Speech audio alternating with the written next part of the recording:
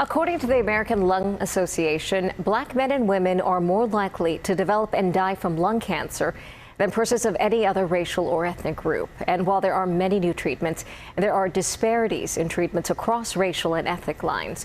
Joining us to talk more about this are lung cancer survivors, Dr. Sidney Barnett and Brandi Bryant. Good morning, ladies. Thank you for being with us. Good morning. Good morning. Dr. Barnett, I want to start with you. As we mentioned, you're a lung cancer patient, but you are also a doctor. Tell us a little bit about your story and how are you doing today? Well, I'm doing well. Thanks for asking. When I started residency, I realized that I was having decreased exercise tolerance. I normally am very active. I jog, swim, dance, ballet, and I realized that I was having shortness of breath when I was going for my jogs, and then later on I started developing wheezing.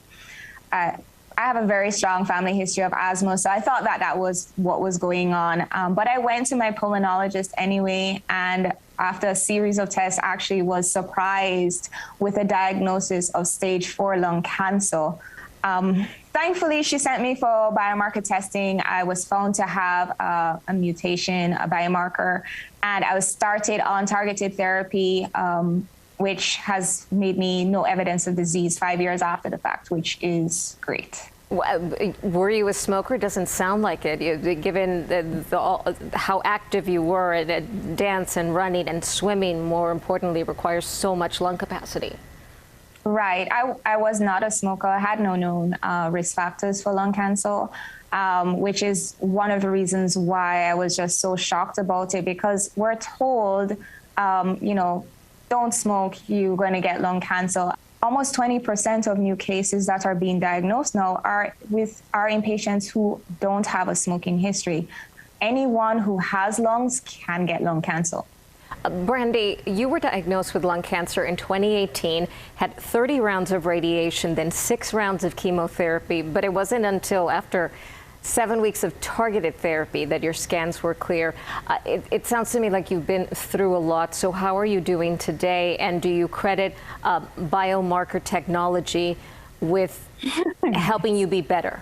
Yes, it was quite a journey, and as a mom of 4, it was extra tough. My youngest kid was only 3 years old whenever I was diagnosed.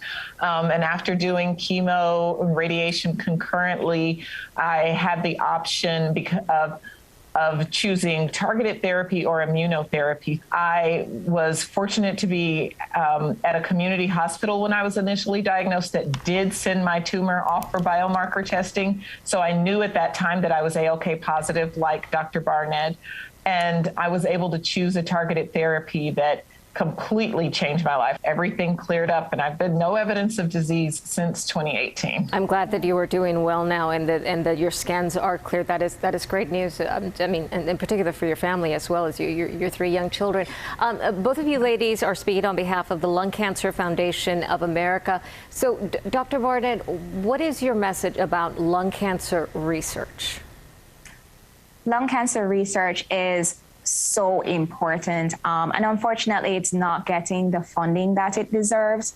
Lung cancer kills more people than breast, colon, and prostate cancers combined, but it's getting the least amount of funding. And that's one of the things that we want people to know, that talk to your congressmen, talk to your representatives, because we need more research funding. Research funding is what has afforded Brandi and I the fact of 4 or 5 years respectively, without having to deal with shortness of breath or just leading normal lives. Had we been diagnosed 10 or 15 years ago, that probably would not have been the case, which is the reason I tell people, clinical trials are safe. Clinical trials are the way to move forward if traditional therapies are no longer working.